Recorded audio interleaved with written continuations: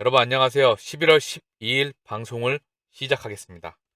FTX가 결국 미국에서 회생 파산을 신청했다는 소식입니다. 미국에서 챕터 11을 파산 신청했다고 11일 공식 밝혔다. 이 챕터 11은 남은 자산을 채권자에게 분배하고 회사를 청산하는 청산 파산 챕터 7과는 달리 회사를 살리는 것을 목표로 하는 회상 파산 절차이다. FTX.com 법인과 FTX US, 알라메다 리서치, 기타 130여 개 계열사를 포함하는 FTX 그룹 전체가 챕터 11 파산 절차에 들어간다. 자, FTX가 회상 파산 신청을 했다는 소식입니다. 자, 그로 인해서 비트코인 등 대부분이 큰 폭으로 하락 중이다. 그리고 미국 증시에서 미국 증시는 폭등 후 상승세를 지속하고 있는데 FTX 파산에 비트코인은 반락에 나오고 있죠. 즉, 코인 시장은 주식 시장과 다르게 FTX 여파로 인해서 시장이 다시 한번 크게 상승분을 반납하게 되면서 흔들리고 있는 상황이에요. 자, 이로 인해서 미국 백악관에서 FTX 사태를 주시하고 있다. 규제 강화 목소리가 높아질 듯. 자, 규제에 대한 명확성이 나와야 되겠죠. 그죠?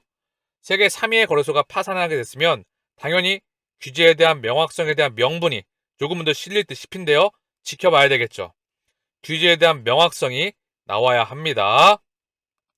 마이클 세일러, FTX 사태에 따른 규제 강화는 암호화폐의 성장 기회이다. 당연한 부분이고요. 이 시장은 이미 100배 이상, 150배, 200배를 넘어가는 성장이 충분히 예상이 되고도 남습니다. 최소 100배 이상, 200배를 넘어서 확실성의 영역에 있습니다. 시장이 초기이기 때문에 아직 법도, 제도도, 규제도 만들어지지 않았습니다.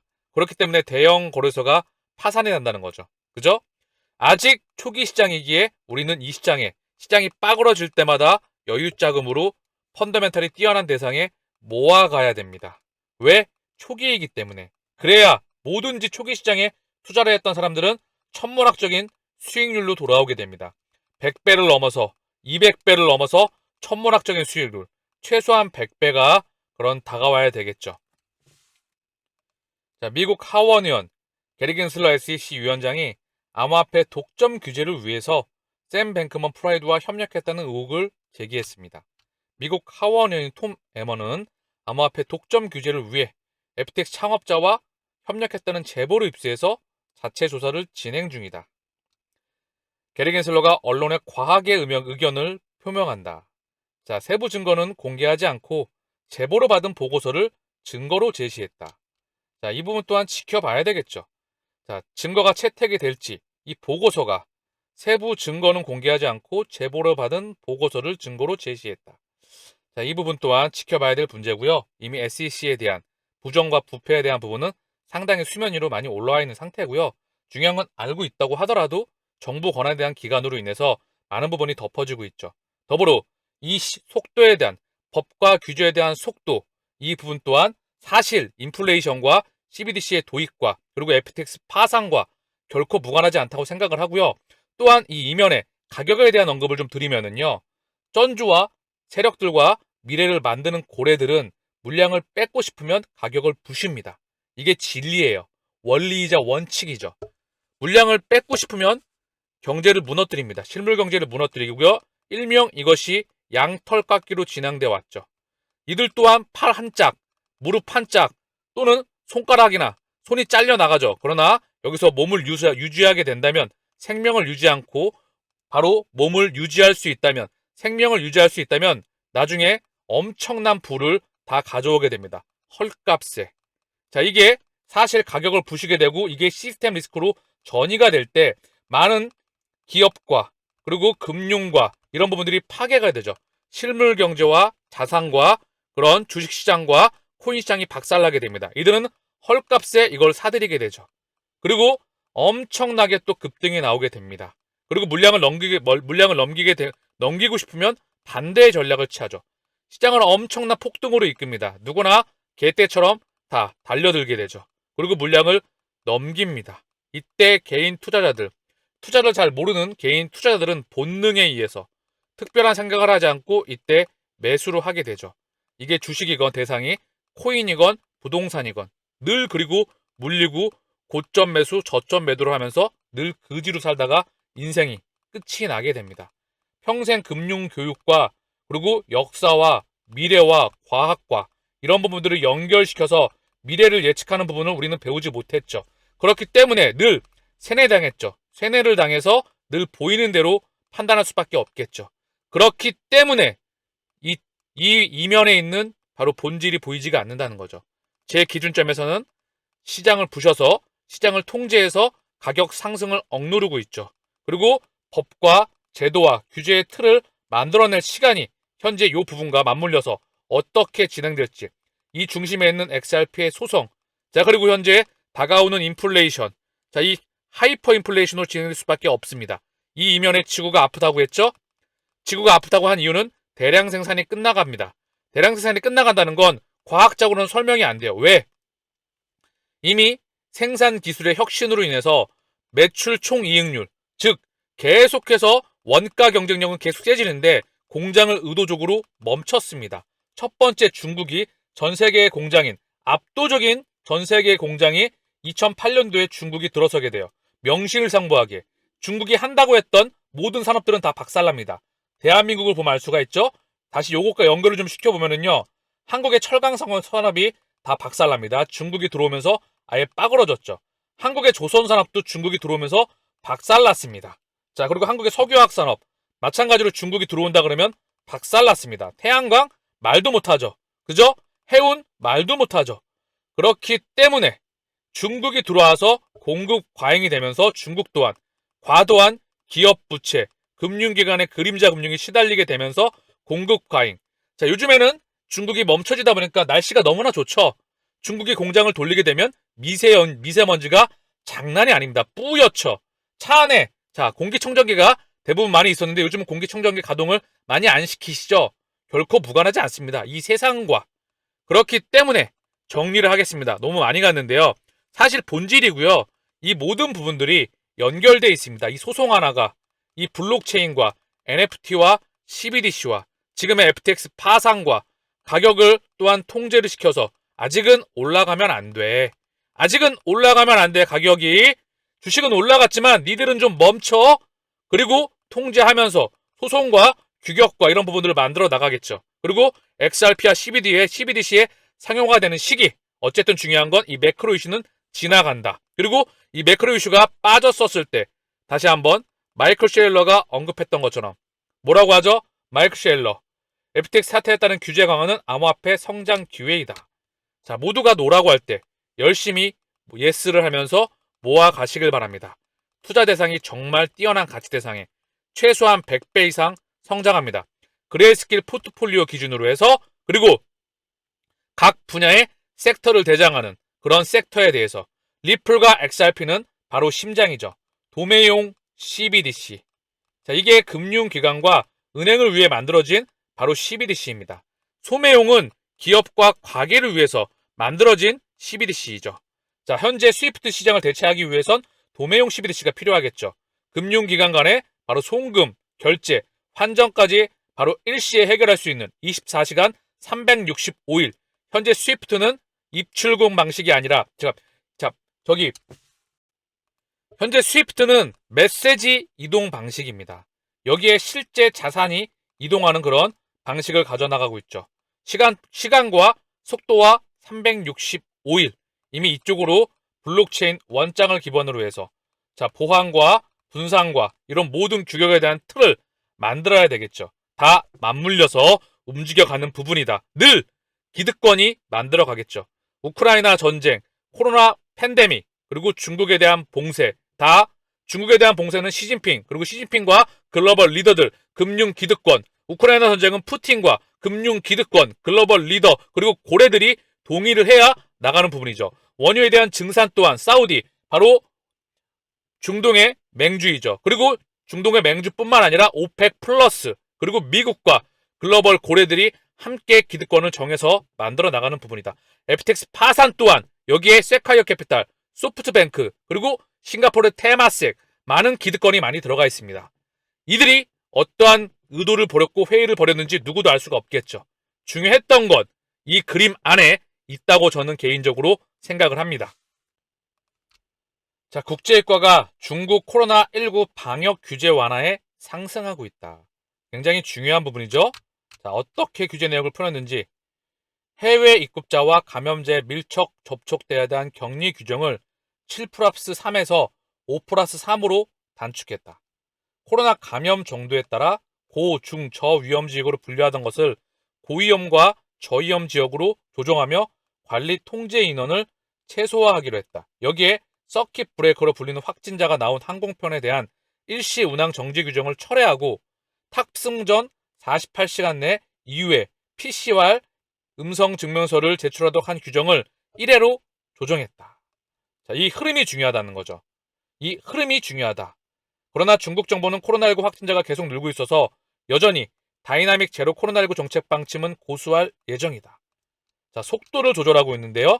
자, 달러의 방향과 금리의 방향처럼 중국의 코로나 방역 규제 또한 속도 완화에 대한 부분이 나오고 있죠. 얘네가 풀려야 돼요.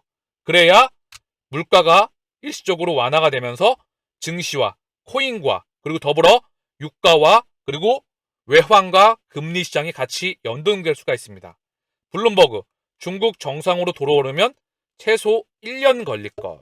자, 그래서 단계별 로드맵에 따라서 1년 언급이 되고 있는데요. 중국이 열리게 되면 인플레이션이 상당히 완화가 될 수가 있습니다. 자, 더불어 우크라이나가 일시적으로 봉합하게 된다면 여기에 플러스 알파 기름을 부을 수가 있겠죠. 그러면 어떠한 흐름이 나올까요? 기대가 되는 부분이죠. 자, 두 번째, 이렇게 되더라도 시장은 한번 크게 흔들릴 수밖에 없어요. 이미 실물 경제는 생명을 다했고 통화 시스템도 생명을 다했습니다. 이게 크게 파급이 미치게 되면서 시스템 리스크로 전이가 될 것 같을 때, 이때 전 세계는 바로 제로 금리와 다시 한번 마이너스 금리, 그리고 정부 재정 정책이 투입되게 되면서 CBDC가 가속화되게 될 것입니다. 이때 XRP의 사용 세례가 본격적으로 이루어지겠다. 이때 찐 상승이 저는 기대를 해보고요. 결국 이때까지 로드맵을 그려가면서 우리는 기다려볼 수밖에 없습니다. 즉, 확신을 가지고 당연히 오는 거라 생각을 하고요. 우직하게 길을 걸어간다는 뜻이죠. 그냥 절박하게 절실하게 기다리면 지쳐서 도착하지 못할 수가 있겠죠. 그렇기 때문에 시간을 내 편으로 만들어가면서 본업에 충실하며 우직하게 동행하시면 목적지에 도착하리라 생각을 합니다. 리플은 수십여 명의 사람들에게 NFT를 제공하기 위해 새로운 파트너를 확보했습니다. XRP 가격을 5달러로 끌어올릴까요? 자, 제목이 중요한 말이 있죠? 수십여 명의 사람들에게 NFT를 제공하기 위해 XRP 레저를 통해서 XRS20를 통해서 자, 확장할 수밖에 없겠죠. 새로운 가치가 부여가 된다는 거죠.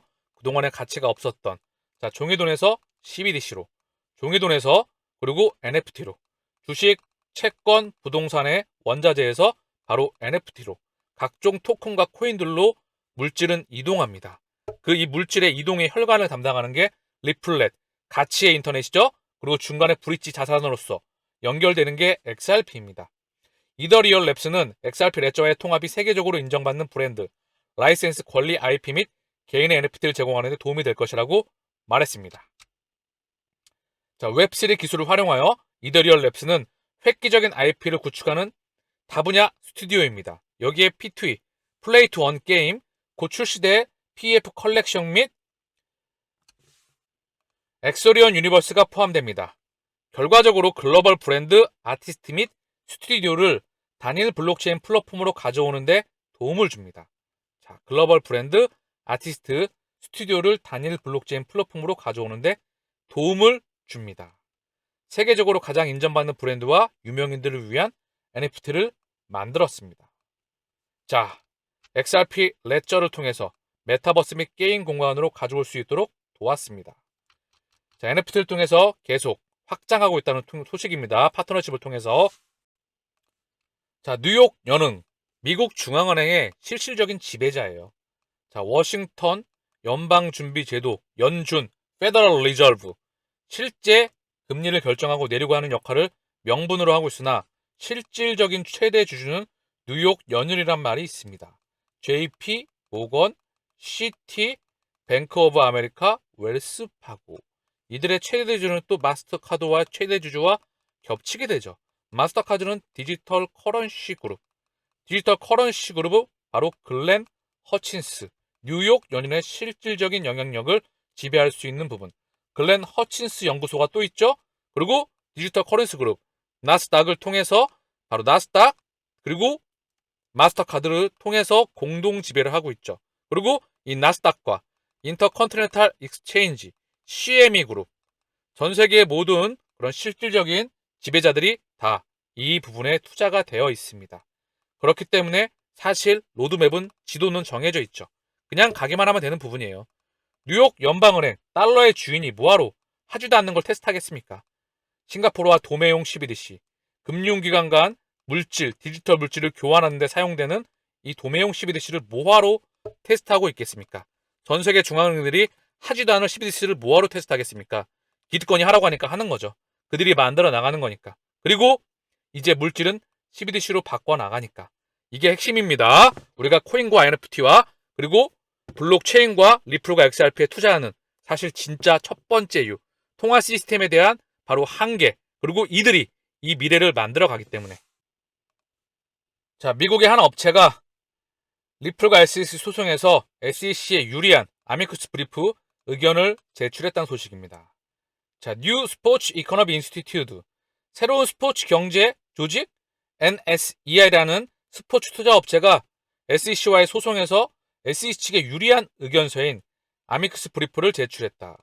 해당 업체는 XRP는 더 큰 바보 이론에 의해 구동되는 투기 도구이다.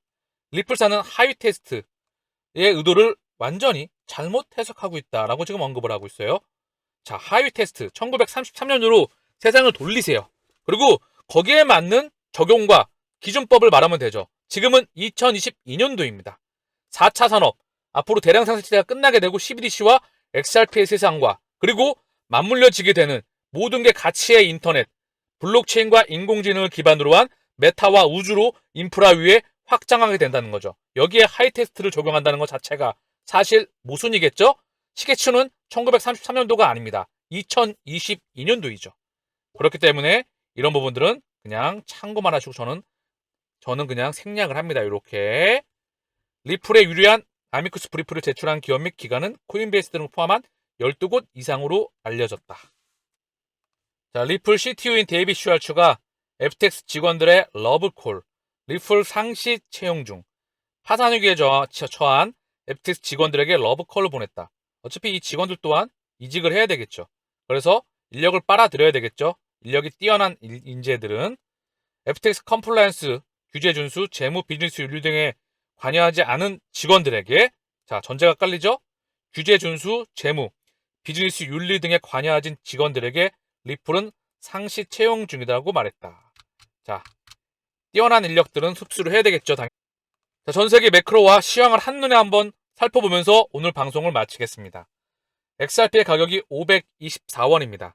자, 훅 밀렸다가 반등 나왔다가 다시 살짝 밀리면서 바닥권에서 변동성을 보이고 있죠. 자, 이 부분에서 변동성을 보일 거예요. 원래 그렇습니다. 한번 크게 빠지면 다시 저점을 이탈하기보다 한동안 놀다가 이탈하거나 그렇게 되죠. 아니면 올라가거나 또는 박스권에 있거나. 그리고 비트코인의 가격도 2344만 5천원. 자, 훅 밀리고 그 바닥권에서 놀고 있다는 거죠. 저점은 이탈을 했어요. 그렇기 때문에 변동성은 확대가 될 수밖에 없다. 자, 월봉으로 보게 되면 이 저점권을 이탈했죠. 여기서 박스권을 그려나가면서 안정을 취했으면 좋겠습니다.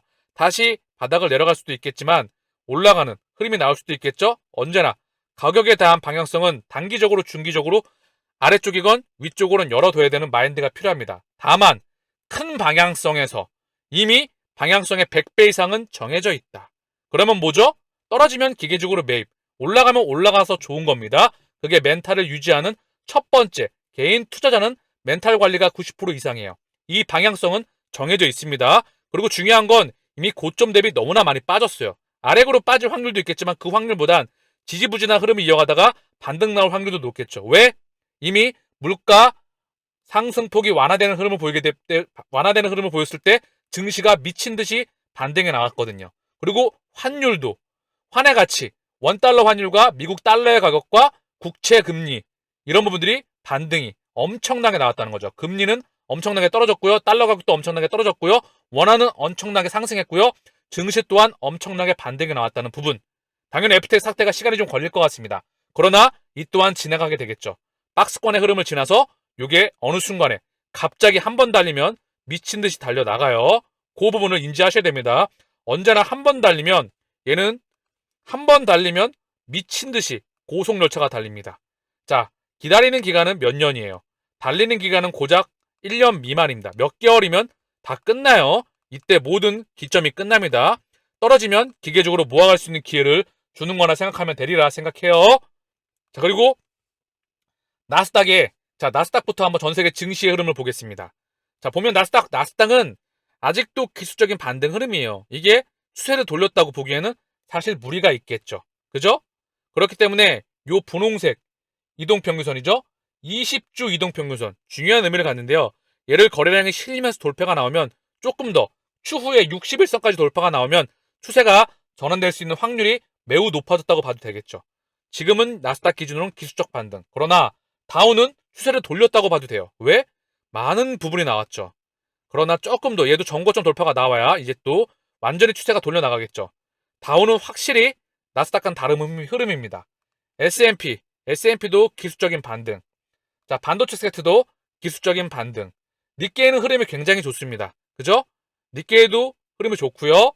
자, 대만은 기술적인 반등. 워낙에 중화권은 항생과 더불어 기술적인 반등. 자, 상해도 기술적인 반등. 유로스톡스도 흐름이 꽤나 나쁘지 않습니다. 반등이 상당히 좋습니다. 그죠? 현재 세계 증시의 현황과 바로 코인 시장의 현황이 조금은 다른 부분을 보고 있어요. 그 이유는 FTX 사태로 인해서 코인, 니네는 아직 가면은 안 돼. 라고 누르고 듯한 느낌이 느껴집니다. 자, 미 국채금리 3.81로 폭락했어요. 그래서 위험자산에 긍정적인 시그널이 나왔죠. 그리고 원화는 1319원으로 원화는 엄청난 강세였습니다. 훅 꺾였죠? 달러도 106.169 훅 꺾였습니다.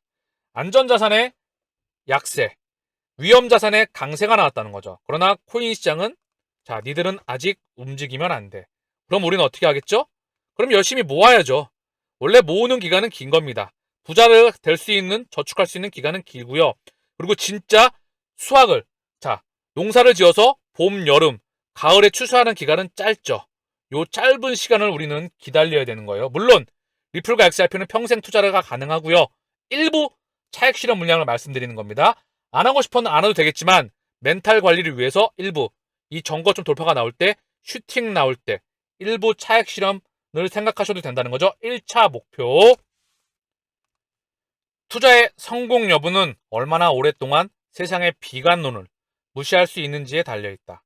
피터 린치. 자, 이제는 주식의 역사가 아니고 이제는 코인의 블록체인과 NFT의 역사가 열립니다. 즉 리플과 XRP가 심장이고 중심이다. 저는 그리 생각하고 있습니다. 마치겠습니다. 감사합니다.